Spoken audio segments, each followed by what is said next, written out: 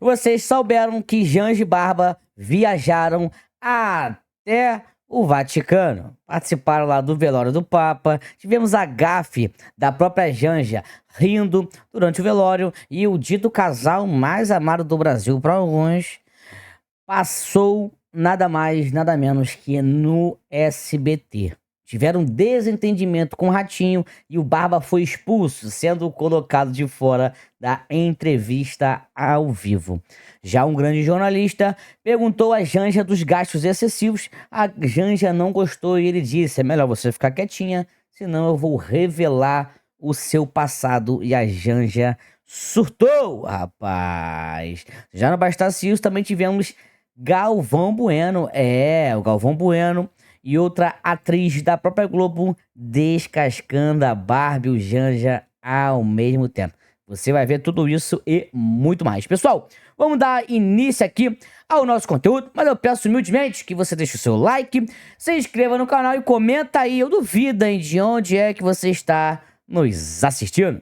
Rapaz, eu quero que você me diga agora, esse casal ainda tem o seu apoio? Se sim, digita 22 ou comenta volta, capitão. Olha aí, Operação Abafa. Se a CGU e o TCU listaram o sindicato do irmão do Barba como suspeito, porque ele foi poupado pela PF. A mídia tá começando a partir pra cima, hein? Em entrevista, abre aspas, eu sabia o que estava acontecendo, fecha aspas, diz Carlos Lupe, ministro do Barba, sobre a fraude no INSS. Sabia, nada fez, rapaz, Faltarão 11 bilhões na saúde, ensino e emendas em 2027. E segue o quê? Segue a gastança. O governo do Barba se reuniu 15 vezes com entidades investigadas. Que isso, barbudo? Olha isso aqui. O Barba põe Aniele Franco, Carlos Lupe em conselho de metalúrgica com jeitão de até 36 mil. Ou seja, o Carlos Lupe é o ministro do lance do INSS e parece que o cara foi contemplado com isso. Mas brincadeira, né? Já o lance do nosso capitão, olha que importante. Bora lá. Hoje é dia 28 de abril. Agora há pouco a gente participou aqui da oração. Só que eu queria destacar aqui um detalhe com vocês. Olha aí. O seguinte.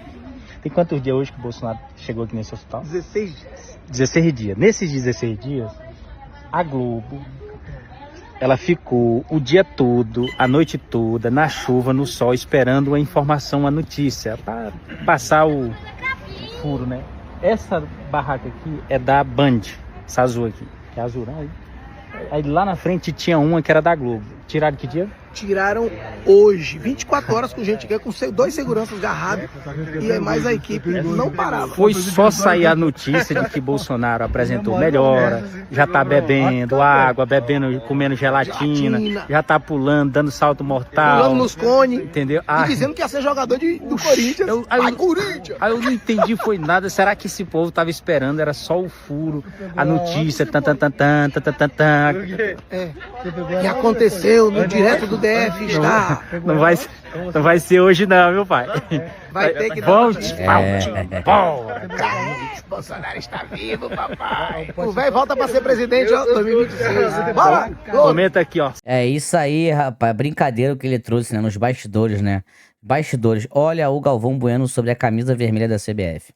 A seleção brasileira e a história do futebol brasileiro, ela é muito séria, muito rica, de grandes conquistas, de alguns momentos difíceis, mas de grandes conquistas. Então, olha aqui, ó. A camisa azul da seleção brasileira, ela jogou a final em 58 contra a Suécia. Tá aí, ó. A camisa azul. Ela foi usada pela primeira vez na Copa do Mundo de 38. Foram 12 jogos com a camisa azul em Copa do Mundo. Foram 8 vitórias, um empate e 3 derrotas. Eu transmiti 52 jogos do Brasil em Copa do Mundo. Em 13 Copa do Mundo, mas diretamente foram 51. E 2 anos. Então, acho que tem algum direito de falar isso. É o inciso 3 do parágrafo do artigo 13. Os uniformes obedecerão às cores existentes na bandeira da CBF e conterão um emblema descrito no inciso deste artigo, podendo variar de acordo com exigências do clima em modelos aprovados pela diretoria, não sendo obrigatório que cada tipo de uniforme contenha todas as cores.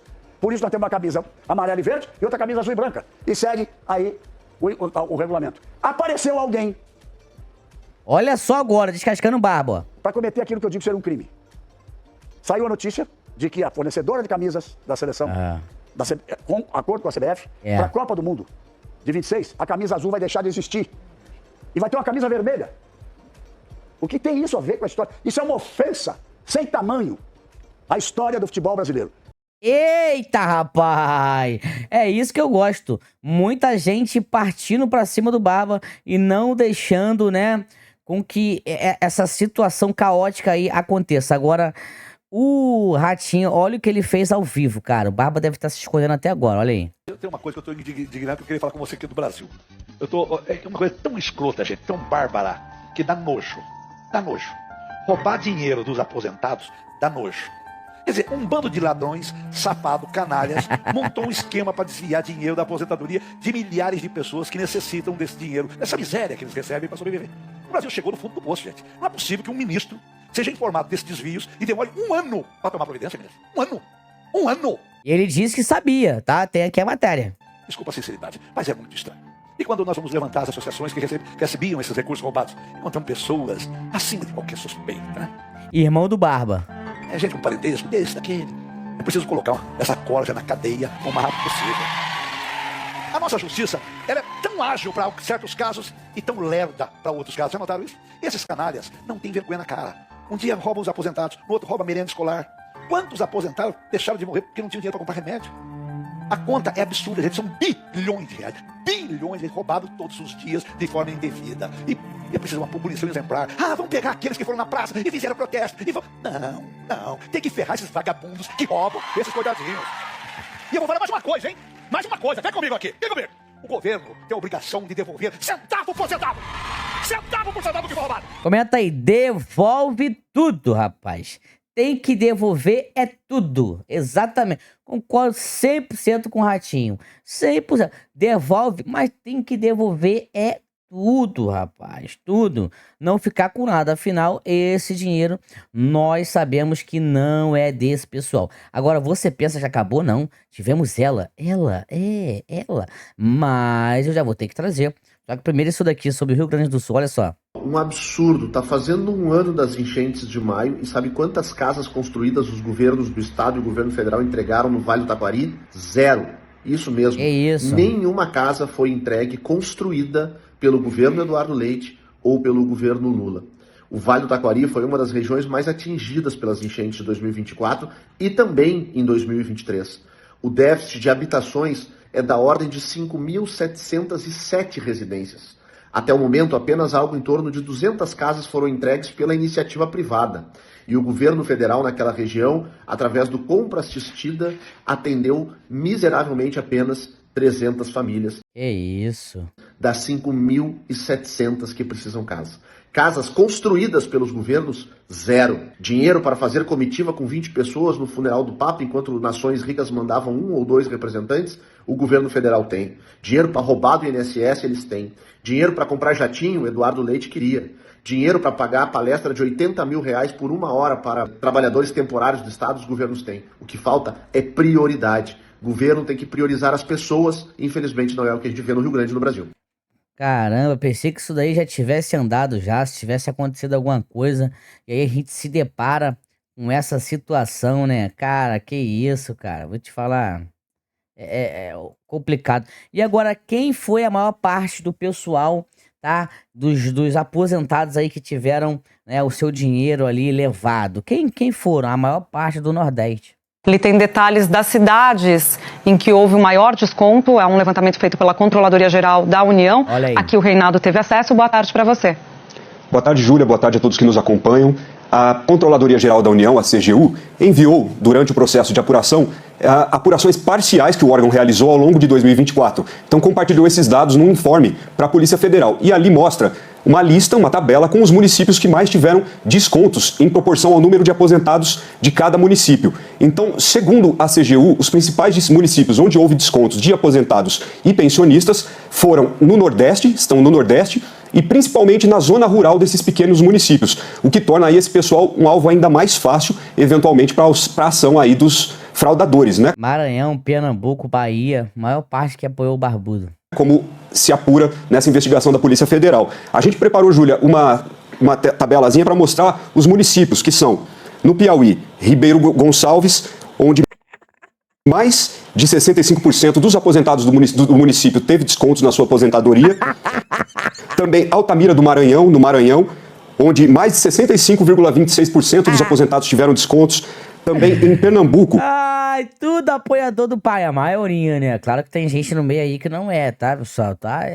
Município de Vertente do Lério, onde mais de 65% dos aposentados do município tiveram descontos no seu pagamento do benefício pelo INSS. Sobre isso, o que a CGU diz? É aquele trechinho que a gente estava exibindo antes. Vamos ler aquele trecho da CGU. Ela diz que nesses municípios a maior parte dos descontos beneficiou a CONTAG, como os municípios de Ribeiro Gonçalves, Altamira do Maranhão e Vertente do Lério, nos quais a CONTAG foi beneficiária de 89%, 84% e 91% do quantitativo referente a descontos implementados na base municipal, respectivamente. A CGU também apontou, Júlia, ela fez várias análises de risco e ela apontou algumas entidades em que cresceu muito o número de descontos e o valor arrecadado durante a pandemia de Covid-19, ou seja, entre os anos ali. Rapaz, quem poderia imaginar, né? Que eles fossem trair os próprios eleitores, olha aí. A Maria do Rosário defende 15 bilhões para artistas, cara. Olha isso aqui. Senhor presidente, o governo pede a toda a base e busca sensibilizar o conjunto deste plenário para a aprovação desta medida. É de autoria, inclusive, do líder do governo, José Guimarães. E a proposta, senhores e senhoras, é que até 2027 tenhamos 15 bilhões de reais colocados para municípios e estados através da lei Aldir Blanc. O sistema, com a política nacional Aldir Blanc, está constituído de uma forma democrática, onde quem faz a cultura, quem é artista, quem realiza as ações, em conjunto com estados e municípios e com os conselhos de cultura também. Fala bonito, né? Fala bonito. Se você se deixar levar, você até te engana, né? Fala bonito. Está decidindo através de projetos importantes aquilo que vai para as cidades. Ainda, senhor presidente, o tempo da maioria, quero referir aqui que nós... Não aguento ouvir esse pessoal aí. 15 bilhões para o de Blanc aonde, rapaz? Enquanto o estado dela, Rio Grande do Sul, tá lascado ainda, rapaz. Que negócio é esse de Rio Grande, rapaz? Rio Grande, ó. Que negócio é esse de 15 bilhões para artista, rapaz? 15 bilhões para artista? Sai fora, rapaz. Sai fora. Por que o Hugo Mota não pautou a anistia aqui, ó? Marcon, tem outro assunto que eu quero tratar contigo, que entendo ser decisivo para o Brasil, que é o PL da anistia. As informações que vão chegando, inclusive do ponto de vista do presidente da Câmara, Hugo Mota, e familiares, é que a coisa ali pode desandar. Tem ameaça, tem algumas coisas acontecendo num bastidor que não é o melhor para o PL da anistia, repito, do ponto de vista do presidente da Câmara, né, Marcon? Olha, ontem o papo que acontecia ali na Câmara é que a ameaça é a seguinte: se Hugo Mota pautar a anistia, o pai dele vai ser preso. Esse era o papo que era a conversa ontem nos corredores ali no plenário da casa. Isso eu ouvi de mais de uma fonte, tá, Pitoli?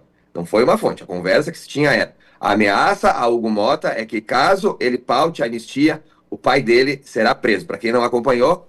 Que isso, rapaz? Houve uma operação em Patos, cidade do pai dele, que é a cidade do pai dele no sentido que o pai dele é o prefeito, né, sobre questões de emendas e desvios de verbas. Pois bem, essa operação aconteceu, a gente não ouviu mais nada e ficou em stand-by.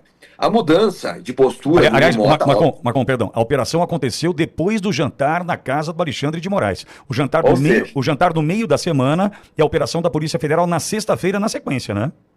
Aliás, é uma operação feita quando não tinha Câmara, né? Isso sempre é algo muito, muito bem arquitetado ou é coincidência. Então, o que a gente tem hoje é que o Hugo Mota virou o coxo, né? O que a gente tem visto é que ele realmente virou as costas para a oposição. Ontem eu tive uma discussão com ele, inclusive, no plenário. A gente estava votando. Caraca, tá explicado então, né? O combustível ali, no qual ele não colocou pra frente toda essa situação. Caramba, rapaz, vou te contar, né? Quando a gente acha que viu de tudo, a gente descobre que tem mais coisa. Não tem jeito mesmo, né, cara? Não tem jeito mesmo. Agora, olha isso daqui que a gente trouxe aqui. Que aí vai trazer aqui, ó. E aí, seus petistas, filha da puta?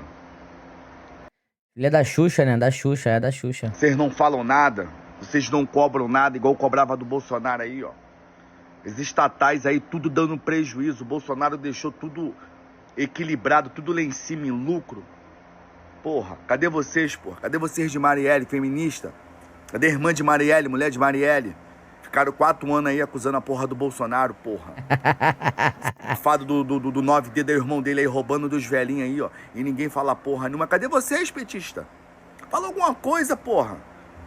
Se retrata aí. Fala que estão arrependidos, que eu votei nesse merda. Muitos ainda estão arrependidos, graças a Deus. E outros que ainda defendem ainda. Porra, fala alguma coisa, porra. Defende mesmo. Vocês estão fudendo o país, tinha que ter 2 países diferentes, porra, aqui, esquerda e direita, pra vocês se fuder sozinhos, seus pau no cu. Eu concordo com ele, rapaz. Eu concordo com ele, rapaz. Eu concordo com ele. Que coisa boa, né, rapaz? Olha só isso daí, né? Olha isso aqui. Será que é verdade, ó? Você sabia que a namorada do Barroso foi com ele ao funeral do Papa e o nome dela não estava na lista oficial da comitiva? Exatamente. O presidente do STF, Roberto Luiz Barroso, foi ao funeral do Papa com dinheiro público e levou a sua namorada. Ela foi com ele no avião da FAB, da Força Aérea Brasileira. Só que é muito interessante, né? Por que é que o nome dela não estava na lista? Ou seja, além do contribuinte pagar a viagem, tentaram esconder quem estava indo. Era para ser uma missão oficial, mas pareceu um passeio romântico. E pago por quem? Por você, contribuinte. E depois ainda querem dar lição de moral no povo, porque transparência para eles é só no discurso. Fora isso, tem a história da Janja, uma mulher que não tem postura, estava no funeral de um papa e achou que estava num desfile de moda, sorrindo, acenando. Cara, totalmente sem noção. Essa é uma pessoa que eu não sei como que leva o título de primeira dama. Ah, também o presidente é um... Nem vou falar que... Acho que eu sei o que ele ia falar, hein? Acho que eu sei o que ele ia falar. Olha isso aqui, ó. Rapaziada, tô aqui no Detran Mesquita, minha moto foi presa lá na Vila da Penha, tô aqui com o seu Hélio, entendeu? Ele é o responsável da unidade.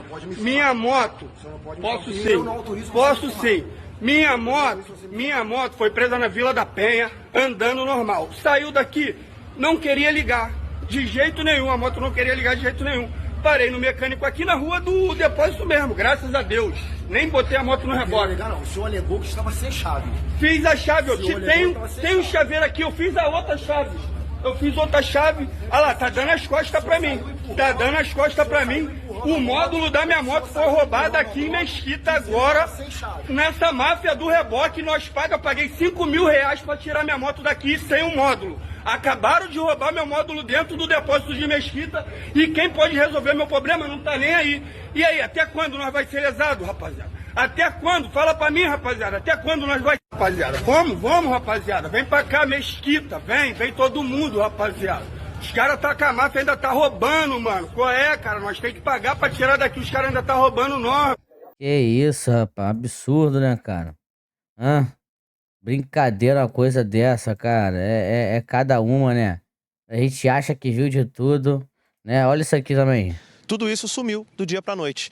E essas pessoas até hoje estão tentando recomeçar a sua vida. Algumas famílias que moravam nesse bairro compraram um loteamento novo, estão fazendo as suas próprias casas com dinheiro de doações, com dinheiro próprio, mas um ano depois ainda não tiveram luz e energia, a luz e o esgoto ligados, o mínimo para recomeçar.